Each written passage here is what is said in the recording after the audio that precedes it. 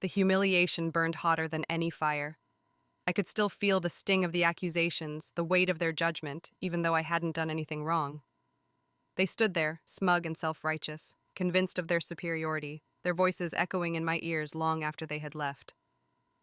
I tasted bile, the bitter tang of injustice coating my tongue as I choked back the sobs that threatened to erupt. This wasn't just an argument, it was a declaration of war. If you have a sister or a brother who would stand up for you no matter what. My niece Lily was a sweet child, but she was spirited.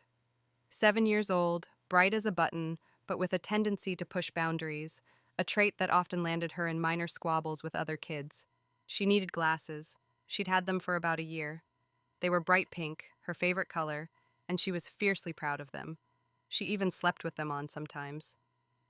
My sister, Sarah, on the other hand, was a firm believer in discipline, sometimes to a fault. Where I saw a child testing the waters, she saw a brat in need of correction. Our parenting styles often clashed, but I usually bit my tongue, wanting to avoid conflict. Sarah had always been difficult.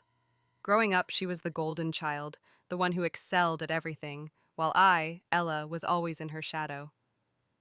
It wasn't that our parents favored her outright, but Sarah had a knack for getting attention, for shining brighter. This dynamic had followed us into adulthood, creating a subtle but persistent tension between us.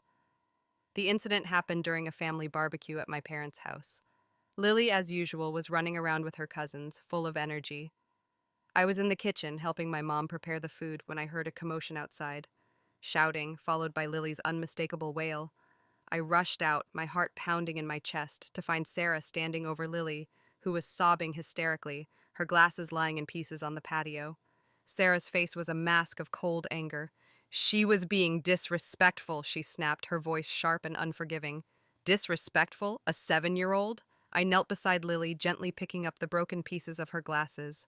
The lenses were shattered, the frames twisted and bent. I asked, my voice trembling with barely suppressed rage. Lily, through her tears, explained that she had been arguing with her cousin Tom over a toy. She admitted she might have raised her voice, but she insisted she hadn't been deliberately rude. According to Sarah, Lily had been talking back and needed to be taught a lesson about respecting her elders. And Sarah's method of teaching that lesson? Crushing Lily's glasses under her foot, right there, in front of everyone. My parents were stunned into silence. My brother looked away, uncomfortable. No one dared to challenge Sarah. You broke her glasses, I said, my voice dangerously low. You deliberately broke her glasses. Do you have any idea how much those cost? Sarah scoffed. She'll learn, she said dismissively. I wanted to scream, to lash out, to shake some sense into her, but I knew that wouldn't accomplish anything. Sarah was impervious to reason when she was in this state, so I did the only thing I could think of. I scooped Lily up in my arms and took her inside, away from the judgmental eyes and Sarah's cruel pronouncements. That night, after everyone had left, I sat in Lily's room, trying to fix her glasses with tape. It was a futile effort, but I wanted to do something, anything to ease her pain. She was unusually quiet, her usual bubbly personality dimmed by the day's events. I didn't have a good answer. How could I explain Sarah's cruelty to a 7-year-old? How could I justify such a senseless act of violence? She was wrong, Lily, I said, my voice thick with emotion. Lily snuggled closer to me, her small body trembling. She asked. Of course you will, I said, my voice firm. But even as I said the words, I knew that replacing the glasses wouldn't erase the hurt, the humiliation, the betrayal. Sarah had not only broken Lily's glasses, she had broken something inside her, something fragile and innocent. And I knew, with a chilling certainty, that I couldn't let her get away with it. I had to do something. The person I trusted most was one of them. The following days were a blur of anger and helplessness. I ordered Lily a new pair of glasses online, overnight delivery. They arrived, a similar bright pink frame, but they weren't the same. Lily wore them, but the sparkle in her eyes was gone. She kept touching the bridge of her nose, a nervous habit she'd developed since the incident. Every time I looked at her, I saw Sarah's face, contorted with rage, and the image fueled my anger.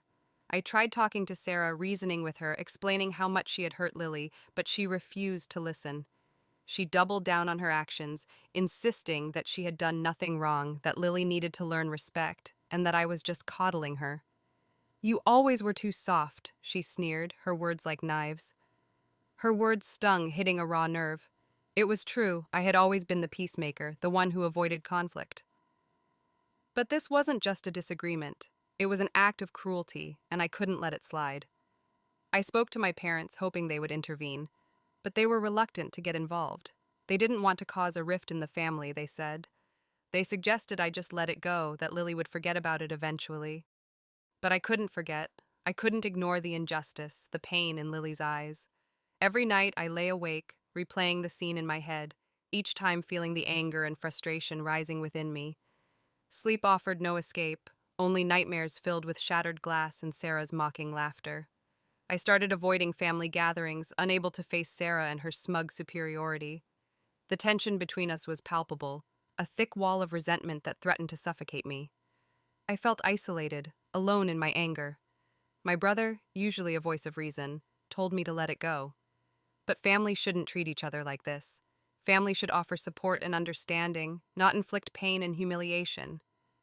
The weight of the injustice pressed down on me, crushing my spirit. I felt like I was drowning, gasping for air in a sea of resentment and anger. I couldn't eat, I couldn't sleep, I could barely function. My work suffered, my relationships strained, I was consumed by the need for justice, for retribution. But how could I fight back? Sarah was so entrenched in her self-righteousness, so convinced of her superiority. How could I possibly make her see the error of her ways? How could I make her understand the pain she had caused? The answer came to me slowly, gradually, like a seed germinating in the darkness. It wouldn't be easy, it wouldn't be quick, but it would be effective. I would fight back, not with anger or violence, but with something far more potent, the truth. They thought I was done, but I was counting every second. The days that followed were some of the darkest I'd ever experienced. I felt like I was trapped in a nightmare, forced to relive the scene with Lily's broken glasses over and over again. Sleep became a battlefield, and exhaustion was a constant companion. I found myself snapping at friends, neglecting my work, and withdrawing from the world. The joy had been leached out of my life, replaced by a gnawing sense of injustice. One evening, I found myself driving aimlessly, tears streaming down my face. I didn't know where I was going. I just needed to escape the suffocating feeling that was consuming me. I ended up at the beach, the waves crashing against the shore like a relentless reminder of my own inner turmoil. I sat on the sand, watching the sun sink below the horizon, painting the sky in hues of orange and purple. It was beautiful, but I couldn't appreciate it. All I could see was Lily's face, her eyes filled with sadness. That's when it hit me. I couldn't let Sarah win. I couldn't let her get away with hurting Lily like that. I couldn't let her destroy our family with her arrogance and cruelty. I had to find a way to fight back, not just for Lily, but for myself. I needed to reclaim my life, to break free from the chains of resentment and anger that were holding me captive. As the last sliver of sun disappeared below the horizon, I made a decision. I would expose Sarah for who she really was. I would reveal her true nature to everyone so they could see her for what she was. It wouldn't be easy, but I was determined to do it. I had to do it. I drove home that night with a newfound sense of purpose. The anger was still there, but it was now tempered with resolve. I was no longer just a victim, I was a warrior, ready to fight for what was right. I started small, documenting everything. Every cruel word Sarah uttered, every dismissive gesture, every instance of her belittling others. I kept a detailed journal, recording dates, times, and specific details. I knew that if I was going to expose her, I needed to have concrete evidence, something that couldn't be easily dismissed as hearsay or exaggeration. It was tedious, painstaking work, but it gave me a sense of control, a feeling that I was actively doing something to address the injustice. I also started paying closer attention to Sarah's life, observing her interactions with others, looking for patterns of behavior. It didn't take long for me to realize that her cruelty wasn't limited to Lily and me. She treated everyone around her with a similar level of contempt, from her husband to her coworkers to even her own parents. She was a master manipulator, adept at playing the victim, twisting situations to her advantage, and blaming others for her own mistakes. The more I observed her, the more disgusted I became. I couldn't understand how someone could be so consistently cruel and self-centered. What had happened to her to make her this way? Was it the pressure of being the golden child, the constant need to maintain her perfect image?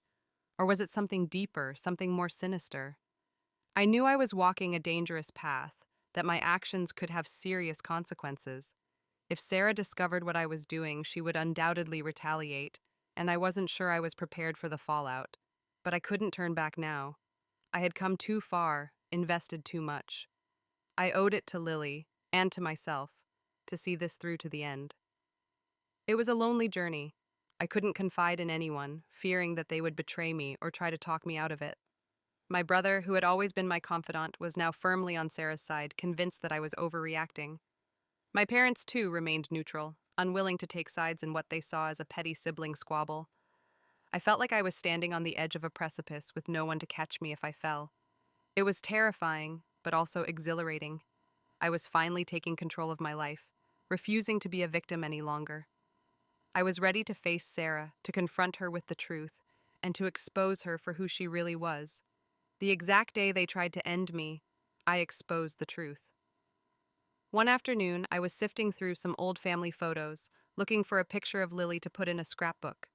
I stumbled upon a box of Sarah's childhood belongings, things she had left behind when she moved out of our parents' house.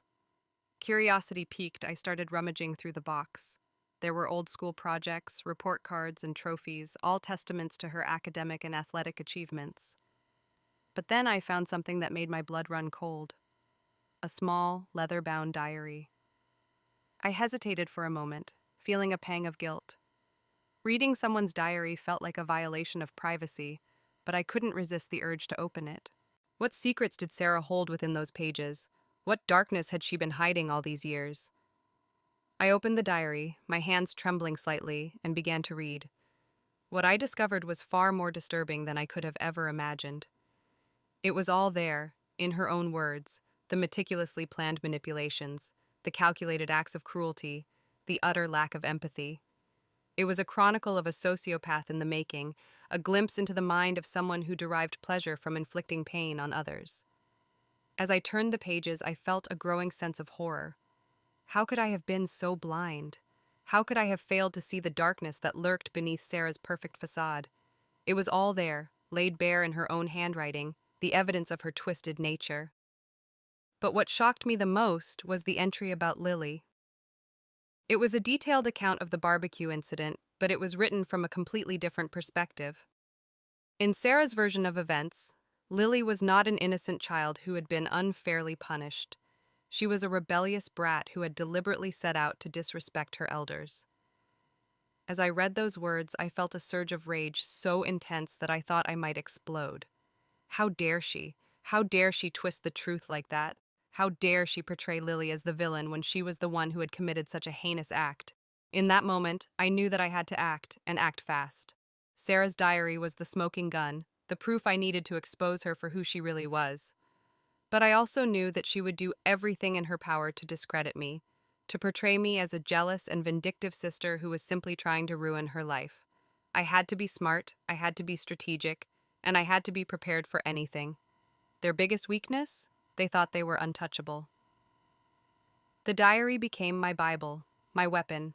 I photocopied every page, meticulously scanning each entry into a secure file on my computer. The original, I carefully returned to its place among Sarah's childhood trophies. I smiled. I played their game. But I was recording. My plan was simple. Expose Sarah's true character to those who enabled her behavior. My parents, her husband, her friends, they all needed to see the truth. But simply presenting them with the diary wouldn't be enough. Sarah was a master manipulator, and she would undoubtedly try to discredit me, to twist the narrative in her favor. I needed irrefutable evidence, something that couldn't be easily dismissed. So, I decided to build a case, a carefully constructed argument that would expose Sarah's pattern of abuse and manipulation. I started by interviewing people who had been victimized by her, subtly extracting information without revealing my true intentions. I spoke to her former co-workers, who described her as a ruthless climber who would stop at nothing to get ahead. I talked to her husband's friends, who hinted at her controlling and manipulative behavior. I even spoke to some of her childhood acquaintances, who revealed stories of her bullying and cruelty. Each conversation was carefully documented, every detail meticulously recorded. I felt like a detective, piecing together a puzzle, slowly revealing the truth about Sarah's character. As I delved deeper into her past, I discovered a pattern of behavior that was both disturbing and enlightening. Sarah had always been driven by a need for control, a desire to dominate and manipulate those around her. She had a deep-seated insecurity, a fear of being exposed as a fraud, and she compensated for this insecurity by belittling others, by making them feel inferior. The more I learned about her, the more I understood the roots of her cruelty. It didn't excuse her behavior, but it did help me to understand it. One evening, while I was reviewing my notes, I stumbled upon a crucial piece of information. Sarah had been embezzling money from her company for years, using the funds to finance her lavish lifestyle. The discovery sent a jolt of excitement through me. This was it, the smoking gun that would finally bring her down. I knew that if I could expose her embezzlement, she would face serious legal consequences. But I also knew that I had to be careful. Sarah was a skilled liar, and she would undoubtedly try to cover her tracks. I needed to find concrete evidence of her crimes, something that would stand up in court. So, I decided to hire a private investigator, a former forensic accountant with a reputation for uncovering financial fraud. He was expensive, but I knew that he was worth the investment. He spent weeks poring over Sarah's financial records, tracing her transactions, and uncovering her hidden accounts. The investigator was meticulous, and his attention to detail was astounding. He uncovered a complex web of deceit, revealing how Sarah had been funneling money into offshore accounts, disguising her transactions, and falsifying her financial statements. The evidence was overwhelming, and it painted a clear picture of her guilt. With the investigator's report in hand, I felt a surge of confidence. I finally had everything I needed to expose Sarah and bring her to justice. But I knew that I couldn't act rashly. I needed to carefully plan my next move to ensure that my efforts were not in vain. So I decided to consult with a lawyer, a seasoned litigator with experience in financial fraud cases. She reviewed the evidence, assessed my options, and advised me on the best course of action. Her advice was invaluable, and it helped me to refine my plan and prepare for the legal battles that lay ahead. The lawyer warned me that Sarah would likely fight back, that she would try to discredit me, and that she might even try to sue me for defamation. But I was prepared for that. I knew that the truth was on my side, and I was confident that I would prevail. I smiled. I acted broken. But I was recording everything. The anticipation was exquisite. I began to record every interaction with Sarah. I purchased a small, inconspicuous voice recorder that I could easily conceal in my purse or pocket. Every phone call, every family gathering, every chance encounter became an opportunity to gather evidence. I knew that Sarah was suspicious of me, that she sensed something was amiss. But she couldn't quite put her finger on it. She tried to bait me, to provoke me, to get me to reveal my intentions. But I remained calm and collected, playing the part of the wounded sister who was simply trying to make amends. Inside, I was seething with anger, but I refused to let it show. I knew that if I lost my cool, I would jeopardize my entire plan. One day, Sarah called me, inviting me to lunch. I hesitated for a moment, suspecting that she was trying to trap me, but I decided to accept the invitation, seeing it as an opportunity to gather more evidence. We met at a trendy restaurant in the city, a place that Sarah frequented with her wealthy friends. As we sat down, I noticed that she was unusually nervous, fidgeting with her silverware and avoiding eye contact. "I'm fine," I replied, keeping my voice neutral. She asked, her eyes narrowing. Sarah laughed, a harsh, brittle sound. "The past is the past," she said. I took a deep breath, trying to control my anger. "I'm not obsessed with revenge," I said. She asked, her voice dripping with sarcasm. "For what you did to Lily," I said, my voice dangerously low. Sarah's face flushed with anger. "That little brat deserved it," she spat. "She was 7 years old," I said, my voice trembling with rage. "Oh, please," Sarah scoffed. "Don't act like you're so innocent. You've always been jealous of me, haven't you?" "That's not true," I said. "I've never been jealous of you," she sneered. "What right do you have to be disappointed in me? You're a failure, a loser." Her words were like a slap in the face, hitting me where it hurt the most, but I refused to let her break me. I took another deep breath and looked her straight in the eye. You're wrong, I said, my voice firm. I may not be as successful as you are, but I'm not a bad person. Sarah laughed again, that harsh, brittle sound. You're delusional, she said. You really think you're better than me? I stood up, my hands clenched into fists. I'm done with this, I said. I turned to leave, but Sarah grabbed my arm. She demanded. I'm leaving, I said, trying to pull away. Not until you apologize, she said, her grip tightening. I asked. For being such a disappointment, she said. I stared at her in disbelief. You're insane, I said. I wrenched my arm free from her grasp and walked away, leaving her sitting alone at the table, seething with rage. As I walked out of the restaurant, I felt a surge of triumph. I had baited her, provoked her, and recorded every word. I had all the evidence I needed to expose her for who she really was. They thought they were untouchable. I just smiled. The recording of our lunch was gold, but I needed more. I focused on Sarah's embezzlement. The private investigator had given me a detailed report, but raw data was overwhelming to most people. I needed to make it a story, a narrative that even my parents could understand. So I created a presentation. I used simple charts and graphs to illustrate how Sarah had been siphoning money from the company. I included screenshots of her falsified financial statements, highlighting the discrepancies and inconsistencies. I even added a timeline showing how the embezzlement had escalated over the years. It was damning. I knew the police needed to see this, but I wasn't ready to go to them yet. I wanted to confront Sarah first to see the look on her face when she realized that her world was about to come crashing down. I set the stage. I knew that Sarah was planning a lavish party for her husband's birthday. It was going to be a huge affair, with all of their wealthy friends and associates in attendance. I decided that this was the perfect opportunity to expose her. I would wait until she was surrounded by her admirers, until she was feeling at her most confident, and then I would drop the bomb. The invitations had already gone out. I knew the date, the time, and the location. I even knew the dress code. It was all coming together. But I needed one more thing: insurance. I knew that Sarah would do everything in her power to silence me, to protect her reputation and her freedom. She might even try to hurt me. So I decided to create a dead man's switch. I wrote a letter detailing everything I knew about Sarah's crimes, including the embezzlement, the manipulation, and the cruelty. I included copies of the diary entries, the financial records, and the recordings of our conversations. I sealed the letter in an envelope and addressed it to a trusted friend, with instructions to open it if anything happened to me. I knew it was a risky move, but I felt like I had no choice. I was playing a dangerous game, and I needed to protect myself. The day of the party arrived. I felt a knot of anxiety tightening in my stomach. I was about to embark on the most daring and dangerous mission of my life. I dressed carefully, choosing an outfit that was both elegant and understated. I wanted to blend in, to avoid drawing attention to myself.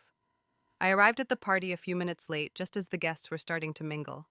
The venue was a sprawling mansion, decorated with expensive artwork and glittering chandeliers. The air was thick with the scent of champagne and expensive perfume. I scanned the crowd, searching for Sarah. I spotted her across the room, surrounded by a group of admirers. She was wearing a designer dress and a dazzling smile. She looked like she didn't have a care in the world. I took a deep breath and started to make my way towards her. As I approached, I could hear snippets of her conversation. She was bragging about her latest accomplishments, her new house, her successful husband. She was so full of herself, so completely oblivious to the danger that was lurking just around the corner. I finally reached her side. "Sarah," I said, my voice calm and steady. She turned to face me, her eyes widening in surprise. She asked, her voice dripping with disdain. "I came to congratulate you," I said, forcing a smile. She asked, her eyes narrowing. "On your success," I said. Sarah laughed, a harsh, brittle sound. "Thank you," she said. "But I have to ask," I continued. "How did you do it?" Sarah's smile faltered slightly. "I worked hard," she said. I asked, raising an eyebrow. Sarah's face flushed with anger. She asked, her voice dangerously low. "I'm not implying anything," I said. "Well, you have no right to be," she snapped. "I'm not trying to ruin anything," I said. "Well, I'm not going to answer it," she said. She turned to walk away, but I grabbed her arm. Sarah, please, I said. She spun around, her eyes blazing with fury. Get your hands off me, she hissed. I'm not going anywhere until you tell me the truth, I said, my voice firm. Sarah's face contorted with rage. She raised her hand to strike me, but I grabbed her wrist. Don't even think about it, I said. A hush fell over the crowd as they watched us, their eyes wide with shock and confusion. Sarah struggled to free herself from my grasp, but I held on tight. Let me go, she screamed. Not until you tell them, I said, my voice rising above the din. Sarah's eyes widened in terror. She knew that I had her cornered. She knew that her carefully constructed facade was about to crumble. The music died. All eyes were on us. I don't know what you're talking about, she stammered, her voice trembling. Yes, you do, I said. I reached into my purse and pulled out the flash drive containing my presentation. I have proof, I said, holding it up for everyone to see. Proof of Sarah's crimes. Proof of her lies. I walked over to the nearest television and plugged in the flash drive. The screen flickered to life, displaying the first slide of my presentation. Sarah watched in horror as her world began to unravel before her eyes. The exact day they tried to end me, I exposed the truth. The presentation began. The first slide showed a simple chart comparing Sarah's reported income to her actual spending. The gap was staggering. Murmurs rippled through the crowd. People began whispering, their faces etched with disbelief. The next slide showed screenshots of Sarah's bank statements, highlighting the transfers to offshore accounts. The amounts were eye-watering. Gasps filled the room. Even her husband, standing beside her, looked stunned. He stumbled back as if physically struck. I advanced to the next slide, a timeline of the embezzlement, starting small and growing exponentially over the years. Each data point was another nail in her coffin. I narrated each slide with cold precision, explaining the details of Sarah's crimes in simple, easy-to-understand language. I pointed out the inconsistencies in her financial statements, the hidden transactions, the falsified records. I showed how she had systematically stolen from her company, betraying the trust of her colleagues and her family. With each revelation, Sarah's face crumbled. The designer dress, the dazzling smile, the carefully constructed facade all melted away, revealing the ugly truth beneath. Her eyes darted around the room, searching for an escape, but there was nowhere to run. She was trapped, exposed, and utterly defeated. I played the recording of our lunch, the one where she admitted to hurting Lily. A collective gasp went through the room. Even the most hardened guests looked disgusted. The recording of her callous words echoed in the silence, damning her more than any financial statement could. I ended the presentation with a picture of Lily, a happy, innocent child before Sarah's cruelty had touched her life. This, I said, my voice trembling with emotion, is who Sarah really is. The silence in the room was deafening. Then a slow clap began. It started with one person, then another, and another, until the entire room was applauding. But it wasn't applause for Sarah. It was applause for the truth. It was applause for justice. Sarah stood there, frozen in place, her face ashen. Her husband stared at her with a mixture of shock and disgust. He turned and walked away, disappearing into the crowd. Her friends and associates began to back away, avoiding eye contact. They didn't want to be associated with her anymore.